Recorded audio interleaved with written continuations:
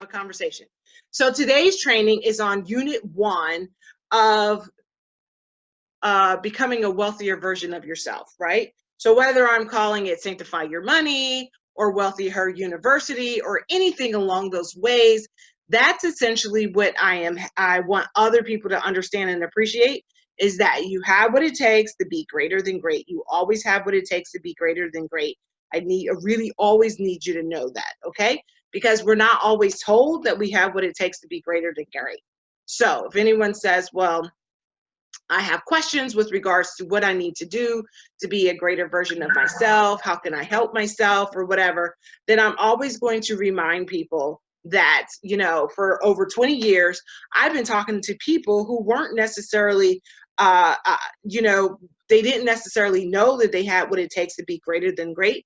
All they knew how to do was to consistently, do what they were told, like go to school, get good grades, go to college, maybe get a man, get pregnant. Believe it or not, when I went to University of Penn, people were thinking that, oh, all I need is a man. I mean, I, for one, thought that if I ended up with a wealthy guy, then I would be, I would be okay. I could get myself out of the hood mentality. I'll get a chance to live happily ever after. I get a chance to be like the Huxtables, remember them back in the day. So I just really wanted to do a lot of stuff that, I saw on TV. But what I realized through the years is that it's not a man. It's not a job.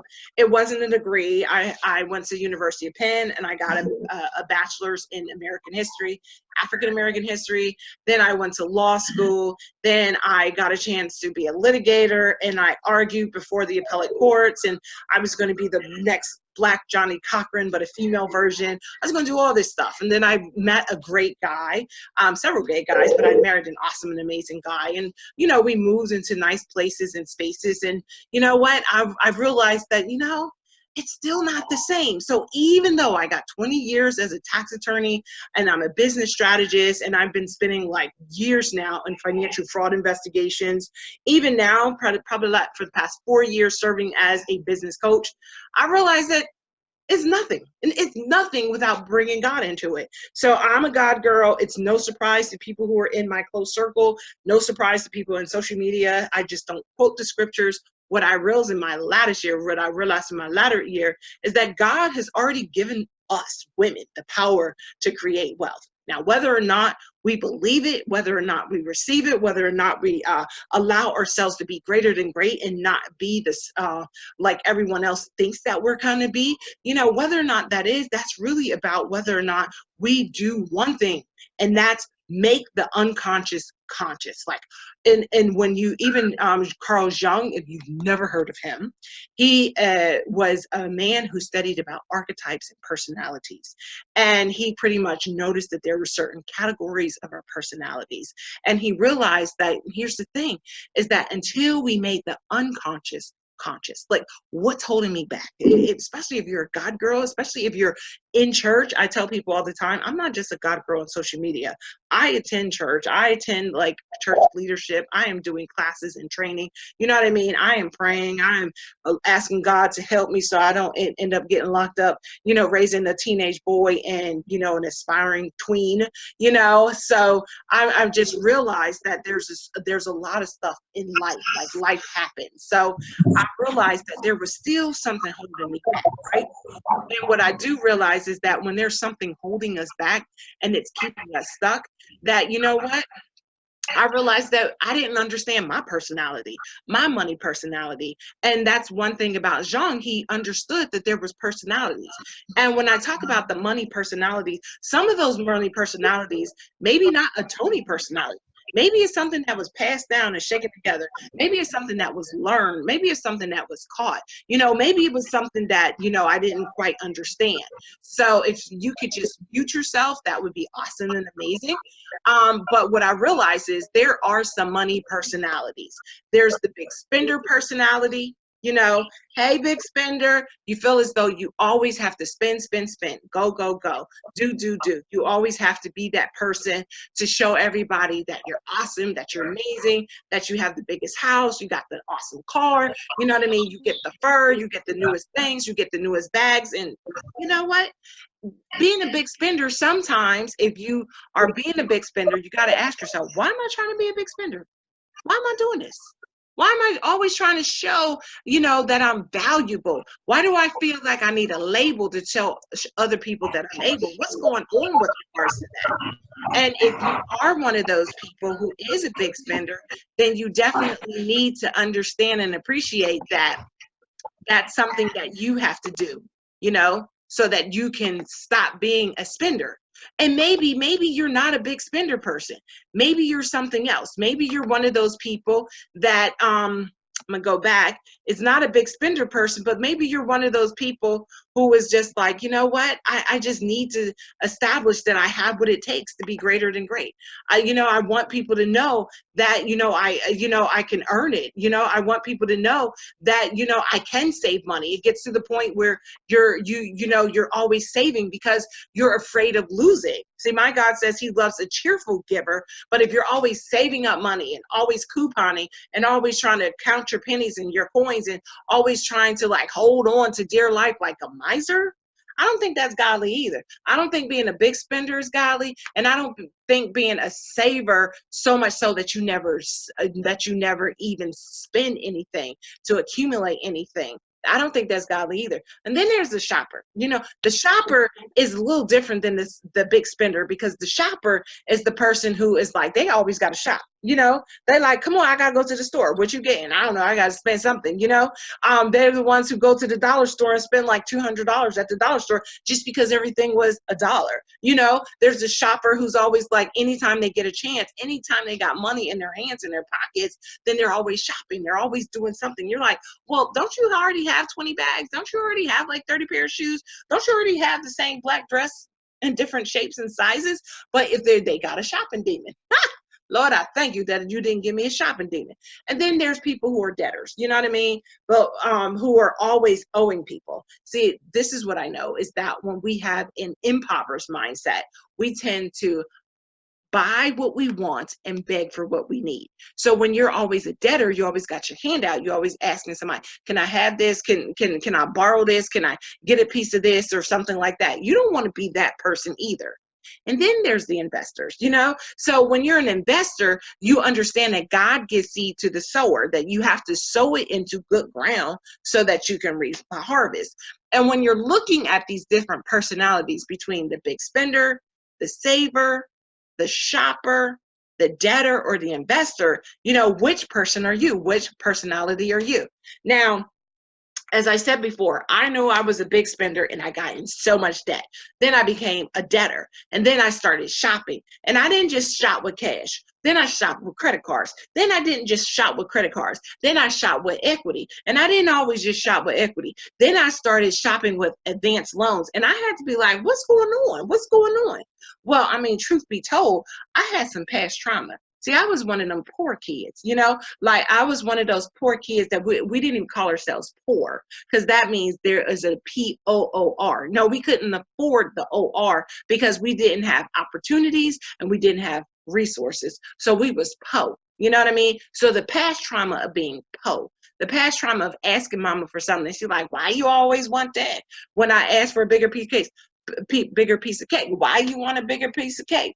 Why can't you be content? And we are supposed to be content. But my God, he said he can supply all of our needs according to his riches, not mama's riches, not urban statistic riches, not her husband's riches, but according to his riches. But if you don't open yourself up because of past trauma and the pain of yesterday, you know how many people are holding on from the pain of yesterday because they couldn't afford something, because they couldn't do something, because somebody said something, you know what I mean? Or there's some passed down beliefs. What are some passed down beliefs that we often hear? Those are often the questions I ask. One of them is money don't grow on trees, and it doesn't. What I teach my children is they don't grow on trees. Money accumulates from clients, and money accumulates from investments, right? But that's not what we were taught. We were taught money don't grow on trees. You know what I mean? Black people ain't gonna be wealthy. You know what I mean? We supposed to be meek and lowly. You know, and they're also one of the passed down beliefs is that money is the root of all evil. How many of y'all? I mean, money is the root of all evil. And you know, when you hear that over and over again, then you're going to start repelling any conversation when it comes to money. Any conversation. You're like, oh no, I got to rebuke that. Repelling any opportunity when it comes to money. So much that you don't even negotiate for your next business opportunity. You don't negotiate for an increase in your job. You don't stand up for yourself and advocate for yourself. It's like, whatever, come what may. Even if you don't like it, you may mumble and complain, but you won't open up your mouth. But it always reminds me of a Bible scripture that says, open up your mouth and I will fill it. So we got to get to the point where we are money manifestors. We are a magnet for money. Money miracles is our birthright, right? Because we understand and appreciate that God wants us to have more. Even when we didn't have more yesterday, He still wants us to have more today. But what I always know is that, yes, God has given us the power to create wealth, the ability to produce wealth, and He confirmed it in His covenant, and He swore it to our ancestors. He didn't say, oh, maybe 1,000 years ago, and if you didn't get it in 1,000 years. No, He swore it to our ancestors. So the promises of Abraham is upon us. Now, the question is, are we going to allow the past trauma, the past down beliefs, what our ancestors learned from our ancestral slave members, or are we, or in the pain of not having, well, mama didn't have it, so I'm not going to have it. Oh, well, they said that they're not going to have it, so I'm not going to be able to have it. So it's either one extreme to the other. Either we're going to be one of those shoppers and over big spenders, even if we don't have the money to try to keep up with the Joneses, or we're going to force ourselves to live beneath our godly privileges. This is the day that the Lord has made, that we have to be joyful in it. We have to name and claim, I have the power to create wealth. You are worthy of the wealth that God wants you to have. Even, and I'm going to always tell you, anytime you see WealthiHER, I'm always thinking about Jeremiah 31:22, always thinking about Jeremiah 31:22, and I'm always thinking about Zelophehad's daughters, where in Numbers 27, they talked about 5 women who stood up for themselves, who said, I'm worthy of wealth. I don't care if I'm a woman. I'm worthy of wealth. I don't care what my daddy did. I'm worthy of wealth. I'm going to advocate for myself. So this is what I want to ask you today. Are you empowering yourself to build wealth? Think about it. Are you empowering yourself to build wealth? This is the day what transformation, it requires a certain level of truthfulness. So when I ask you those questions, let's go through the steps to see if you are empowering yourself to build wealth. First thing, I want you to take a financial assessment over your life. I want you to look at what you did in your finances. I want you to seek what you did with your finances. I want you to do like a balance sheet. A balance sheet is assets, all the assets, your investments, your real estate, any maybe trademarks that you have, any businesses that have equity, those are your assets. I want you to put that in one column. I want you to list it as many times as you can, and then write down the values of your assets. Then on the second column, I want you to list down all of your liabilities, What does that look like? Who do you owe? Your mortgage. Who do you owe on your car? Who do you owe on your school debt? I'm going to tell you right now, school debt is not good debt. It accrues on a daily basis. Nobody ever told me that. Listen to CZ Orman and everybody, school debt's good debt. No, it's not. No, it's not. I borrowed $48,500, and then I turned around and borrowed another $12,000 so I can go to school to become a tax attorney. No, and then before I knew it, that went up to $100,000 because student loan debt accrues on a daily basis. So And I feel even bad for even younger students because now it shows up on their credit report. So there's always going to be a judgment of their debt to income ratio. So I want you to take a financial assessment over your life. And sometimes if you don't know, then that's when you have to go and get your credit report. And the credit report, you know, you can go to Free Credit Report, you can go to Credit Karma, you can pay for it. Some banks oftentimes, they will even give you your credit report on an annual basis or even on a quarterly basis. You can do credit monitoring service, whatever it is. You need to take an assessment of where you are right now. I want you to ask yourself, what does my net worth look like? What does my net worth look like? And that's when you list your assets and the values, the real values, not some bloated values. Even if it's called like your book value, what if you had to sell it right now, how much would you get for it, you know? And then I want you to subtract out all of your debtors. Who do you owe? I want you to even include the revolving debt. I want you to include the straight line debt. I want you to include the car debt. I even want you to include the debt that maybe you owe to your family members. Write that on a separate column. And then subtract your debt from your assets. And that's what's going to show you your net worth. Now, here's the thing. In 2010, statistically speaking, women, Black women, especially between 18 and 65, guess what? Our average net worth was $5. $5. Remember, we're God's girls. Remember that God has given us the blessing of Abraham. He's spoken that over our lives. Remember that no good thing will be withheld from us, right? But so $5, all that we had gone through, and on average, $5. And here's make it even worse. It wasn't like, oh no, it's not the church people. No, $5. Most people who identified in the last census 2014, they identify 87% identify of being part of a organized religion. So out of those people, 87% were only at $5. See, we got to do better. So I want you to take an assessment and ask yourself, you got to ask yourself, are you empowering yourself to build wealth, or are you cursing your footsteps? Come on now. So you take that financial assessment and you be real honest, okay? Then I want you to assess your credit report. Where's all your money going? See, sometimes people can judge people based on the receipts, but you can judge yourself based on your credit report. Where did your money go? Was it student loans? Was it your car? Was it Brother Macy's? Was it Sister Bloomingdale's? Who got your money? You know what I mean? Because this is what I know about debt. Debt devours every believer's treasures. That's debt. That's the acronym for debt. It devours every believer's treasures. So I want you to take an assessment of your credit report and find out who got your money. You know, who is holding up on your money, and look at those credit report numbers, right? Because it's usually between 350 and 850, right? And ideally, you know, out of the 350 to 850, you can earn yourself about 500 based on what you do, based on whether or not you can decrease your debt. Or you can make more money, or you can increase your credit without messing up your credit report, or you can reduce your utilization of your credit. Then utilization, you know, ideally it's under 30%. But that's not easy to do when you robbing Peter to pay Paul, and then Brother Johnny says, but you can just swipe the card and you pay it later, right? So I want you to start looking at what you're doing. Are you blessing yourself so that you can build greater wealth, or are you cursing your footsteps? And the best way to do it is just go to Credit Karma or freecreditreport.com, or your bank or whoever. Just look at your credit report and see who is holding up on your blessings, right? And then I want you to then do something. And I want you to check out your spending patterns. And you got to ask yourself, remember we talked about the money personalities? I want you to go back and consider, are you a big saver? Are you a big spender? Are you a shopper? Are you a hoarder? Are you an investor? What are you? Be honest with yourself, okay? And ask yourself, is who you allowed yourself to become, is it blessing you to build wealth, or is it cursing your footsteps, right?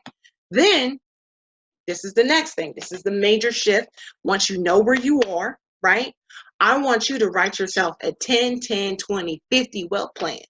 I want you to do that, a 10, 10, 20, 50 wealth plan. But Toni, what's a 10, 10, 20, 50 wealth plan?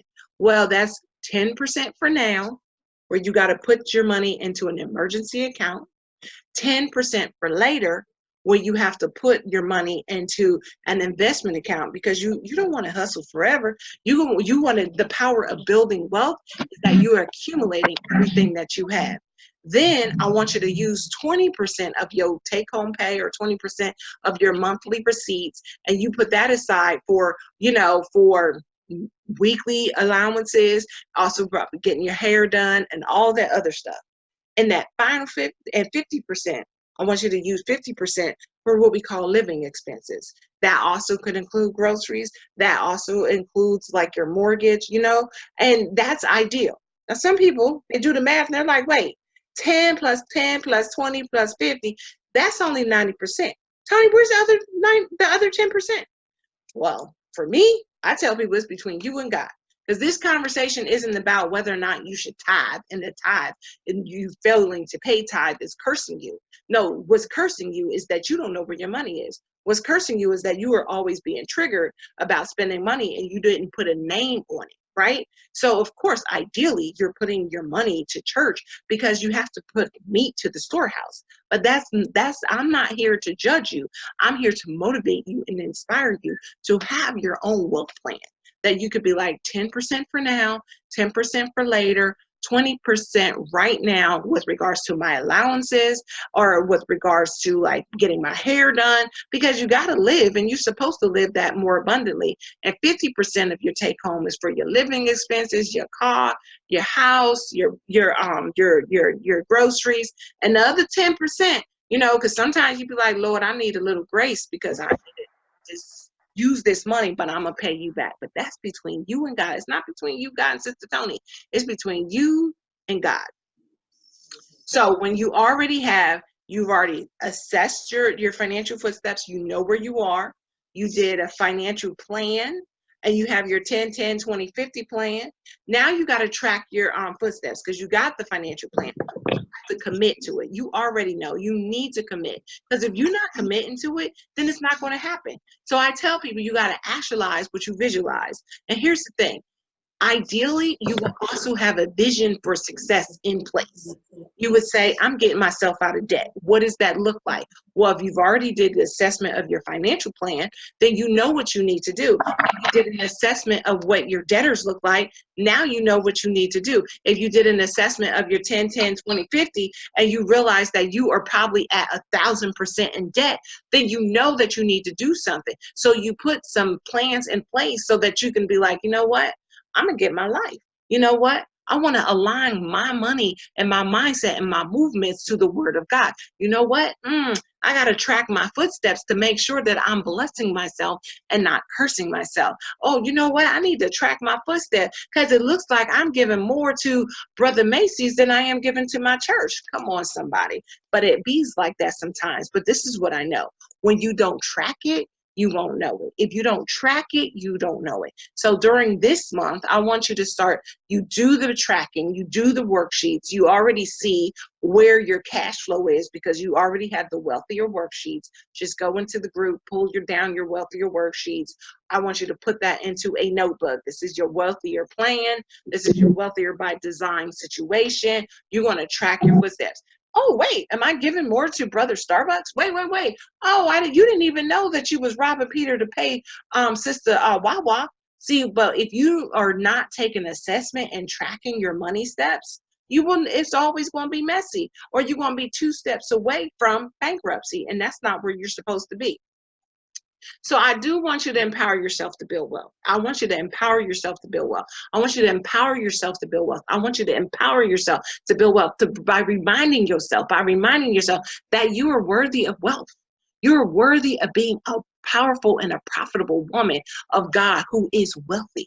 And to me, wealth means that you have options. If you don't want to do something, if you don't want to go to church, if you don't want to say yes to the people who you are really wanting to say no to, wealth allows you to build options. It allows you to always to be able to better negotiate for situations. So you are worthy of the wealth that you want. You need to put that into your spirit. You need to identify hold on to some scriptures so you understand that, you know what, you may be hating on a virtuous woman, but guess what? She was blessed in the city and blessed in the field and blessed by her husband and blessed by the children. You know what? And she was a businesswoman. And you know what? And she handled her business at home. And guess what? And she was able to build the wealth. Or the Shunammite woman. Come on, somebody. The Shunammite woman, she had enough wealth that she told her husband, you know what? We are going to bless the man of God. See, when you have wealth, when you have a wealth in your spirit, your mind, your body, your spirit, when your bank accounts start looking like an area code, come on, somebody. I mean, a zip code or even a telephone number, you know, you are worthy of that situation. And I always ask people to identify. I want you to anchor yourself in your mind. What does that wealthier you look like? What does that wealthier vision of you look like? What does that wealthier lifestyle look like? What if that situation where you get a chance to say no when you really mean to say no? And what does that look like when you have options? And what does that look like when you want to fly first class? I'm telling you right now, I've never flown private jet, but after I saw a couple of young people do it, I said, you know what, God, I want you to bless my finances. I want to be able to ride in a private jet. See, you got to speak these things out of your mouth so that you can shift things into happening, okay? So, you know, it's not just about meditating on it. You got to make the movement. You got to do the work. You got to have the money shifts in place, right? So your homework this week is to do Unit 1 homework for this week. I already told you that you need to pull down your cash flow on worksheets, your wealthier worksheets. You already know that you need to pull your credit report. You already know that you need to start assessing your spending patterns. You already know that you have to remember and remind yourself constantly that you are worthy of building the wealth that you want. You are worthy of building the wealth. I don't care if you got to say it and you got to meditate on those things, because my God says meditate on these things. Meditate on the things that are true and honest. Meditate on the things that will free your spirit. Meditate on the things that will put you in position for God's provision. Meditate on the things that you really, really want in this life. And then you got to speak that thing. You can't be fearful. You can't be worried. You can't be asking for permission. God has already given you the power to create wealth. So I want you to understand you've got the power to create wealth. That means that you are a money magnet. That means that you're more than enough to get the wealth that you want. You're more than enough to make the right choices. You're more than enough to assess your footsteps. You're more than enough to believe that you can do it. You're more than enough to use your power. You're more than enough to invest in your next. You're more than enough to leverage the income. You're more than enough to design the life that you want. See, this is the day that the Lord has made. I need you to empower yourself for better wealth. Empower yourself for better wealth. Empower yourself for better wealth. Alrighty, so this is Toni Moore. Thank you so much for joining. And now let's have some questions, okay? So let me just stop the recording. And because you are live on the session, let's have a conversation about how you are going to make those shifts to empower yourself for better wealth.